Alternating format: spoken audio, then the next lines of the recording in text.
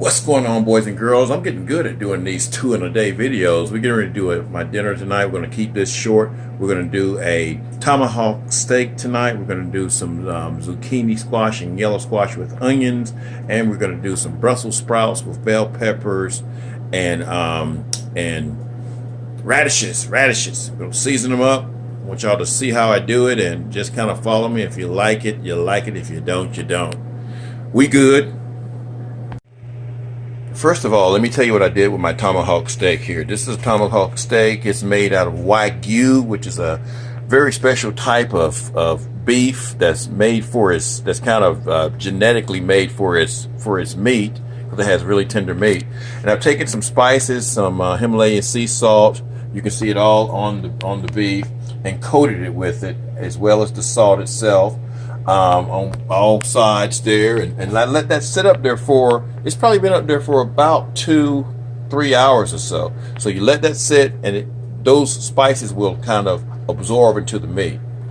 Now over here we got our Brussels sprouts, and those were frozen. That's why they look kind of dark. I bought them the other week and I didn't have a chance to cook them, so I put them in the freezer. We got some of course some radishes, and we got some red bell peppers here. That's going to be a separate meal there. And then we've got our squash, and we got our onions here. We're going to have some nutmeg in it. We're going to have some that's a combination spice right there. It's got Himalayan sea salt, white pepper, mustard powder, onion powder, and garlic powder in it. And then we're also going to be using some coriander. And coriander is a spice that we don't use very much, but it kind of puts you in the mind of cilantro. We're going to use that in this, and we're also going to use this in there as well too. So nothing special. If you have other spices that you like, you can use those. Now typically we want to do these things on a grill outside, but we're going to be doing this in the house on a little griddle here, and we're going to see how that goes. And we're going to do that first, because you kind of got to cook that steak like a roast. All right, now what we're going to do is we're going to sear both sides of the tomahawk steak, and this has been heating for about maybe 7 or 8 minutes on. It's on medium. We're going to sear both sides of the steak, and then we're going to pop it in the oven.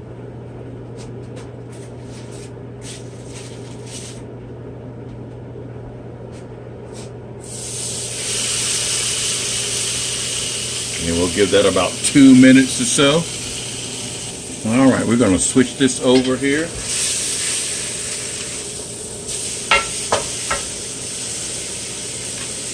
So that side for about 2 minutes as well. That's seared real well. I'm trying to keep that thing from catching on fire. All right, that's been about 2 minutes on that side, and we're going to move this thing over here. Our other pan here. I've got that sprayed off, and what I'm going to do, guys, so that I can monitor the temperature, is I'm going to use a meat thermometer here. Y'all seen me do this before. We're going to go right through the center of the meat here, right in the center, just making sure you're not hitting any bone, and turn these off for sure. We don't want to use Celsius, we want to use Fahrenheit. Right now we're at about 56 degrees, and we're going to cook that thing to about medium, which is about 150 degrees. Well, I said 150, it's about 160 degrees. Medium rare is about 150. Heck, I've had them at 145 where they're almost rare, but I'm going to be sharing this with my wife, so I want to keep it at least medium. And we're going to pop this in the oven, 350 degrees. All right, let me show you what I've done with the vegetables. So we've cut the vegetables crosswise here, cut the squash and the zucchini. We've done the same thing. That's my camera tripod right there. We've cut the onions up as well too. We've got some oil inside of our pan. This pan here, we've also got some oil, and this again is just regular old, this is avocado oil and safflower oil. So we've got our Brussels sprouts cut in half here. Well, I said we don't have that one cut, but we'll cut that one too. We don't have that one cut either. I'm slipping. We've got our bell peppers, and we've got our radishes as well too. So we're going to put it together. First of all, we're just going to add our onions to our pan here. And we're just going to saute this. The onions and the squash and the zucchini will make its own water sometimes. And usually, you know, in the summertime when you're growing zucchini and squash, they really make their own water, you know. But when you buy these things from the store and they come from Guatemala and Argentina and stuff like that, I think it's a little bit different, guys, because it's grown under different standards, you know. Gonna just add that to it, and you're just gonna come in and you've seen me cook squash before. Some folks don't like squash, but I love it. You don't want to cook too hot because it'll stick to the pot. We're going to add our spices to it, and again, this is just mustard, salt, pepper, and garlic. I said onion powder a little while ago. It has no onion powder in it. We're also going to put a little touch of nutmeg in there as well too. Not a lot, just a little bit, just to give it a different type of flavor.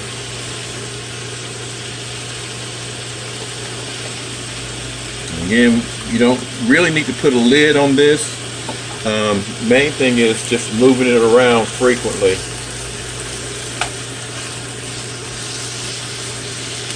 And it'll produce its own sweetness. Now in the other pan,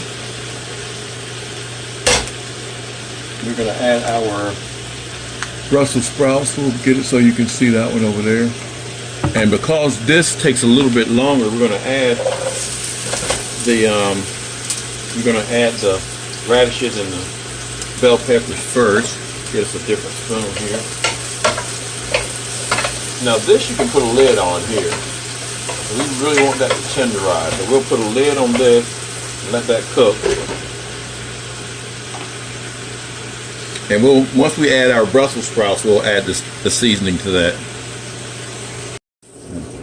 All right, guys, you got to be extremely careful with the bell peppers and the radishes. I almost burned them up because I was timing this for 7 minutes, and I was timing this for the same amount of time, but I almost left it in there too long. So we're going to add our spices to it now.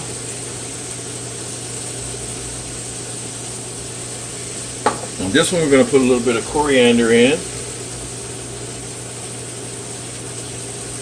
Not a lot because it can be kind of overwhelming.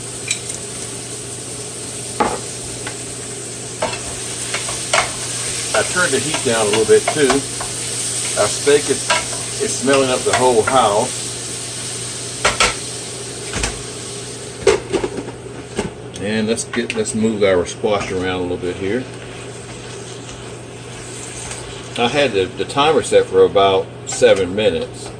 That was almost too much for the peppers back there, but they did all right. I didn't ruin them, you know. So we're just going to keep on moving those around. Our temperature thing, just by the way, is at 109 here. If you can see that, 109, where it's where our steak is. All right, one thing that I'll also do sometimes, guys, is just to kind of lighten up the flavor of it, I'll put just a tad bit of vinegar in it. Just a little bit, maybe a tablespoonful. That wasn't quite a tablespoon. A tablespoon, and then I will add a little bit of lemon juice, and it really lightens the flavor of it. About the same amount, about a tablespoon. And you'd be surprised how it brightens the taste of that up. You know, sometimes the Brussels sprouts can be a little bit on the bitter side. That vinegar just kind of gives it a totally different flavor here. We're going to cover that back up here. The squash is doing good. Again, you can see, let's see if you can see it. You can see the fluid. It's making its own fluid here. You know, the last batch that I bought, it wasn't making its own fluid. So I had to add it. See, most fresh squash that you buy will make its own fluids, and the onions and things like that. So maybe this was a natural farm or something. Again, it's always better to grow your own stuff, and I usually do grow my stuff, and maybe I'll make some videos about the things that I grow this spring, which is getting close to that time now. I need to get started on my garden. So here we go. All right, let's give it another check here. These are pretty much done, y'all. These are done. They don't take Brussels sprouts very long to get done. You gotta be careful with trying to scorch them. See, I've got a little scorchiness in there, but as long as they don't taste burnt, and they shouldn't. We're gonna turn the heat off of those. And this right here,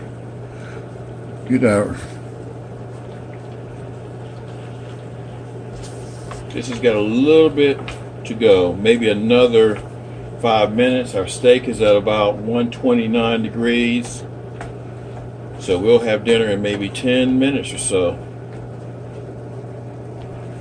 Now, if you really want to kick this up a little notch here too, guys, add you about 2 tablespoons of butter. That'll really give it some flavor. Now, truth of the matter is, what really gives the flavor that my mom used to do, some bacon grease. That's what really gives it the flavor. But I'm not using it today. So, but the bacon grease, pork grease, guys, just really gives food just an absolute delicious flavor.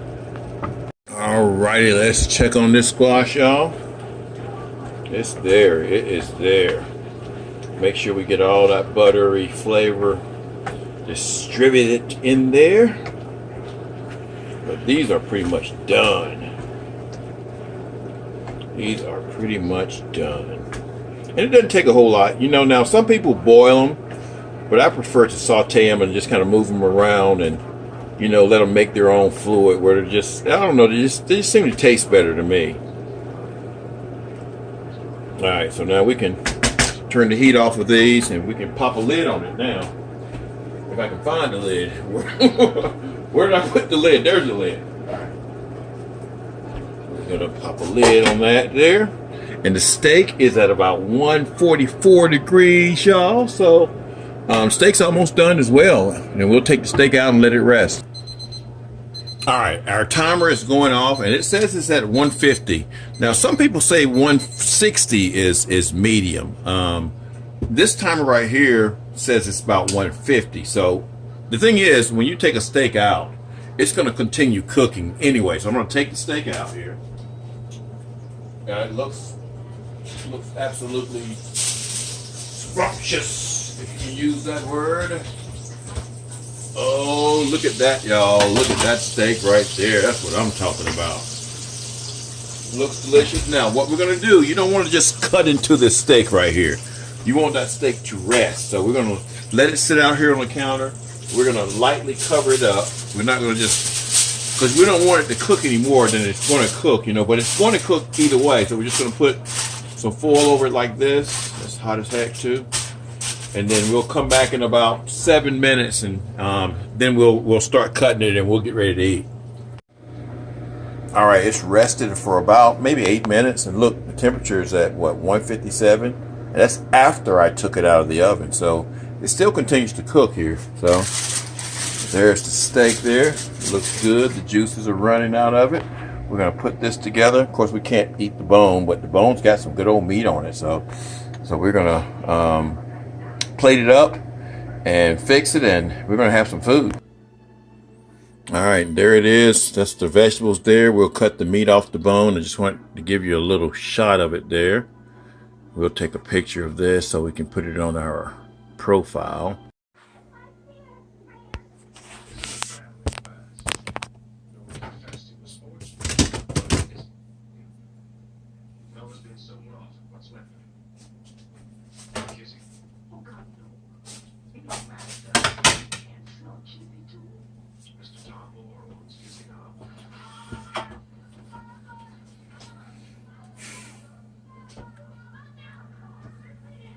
Now what we're going to do,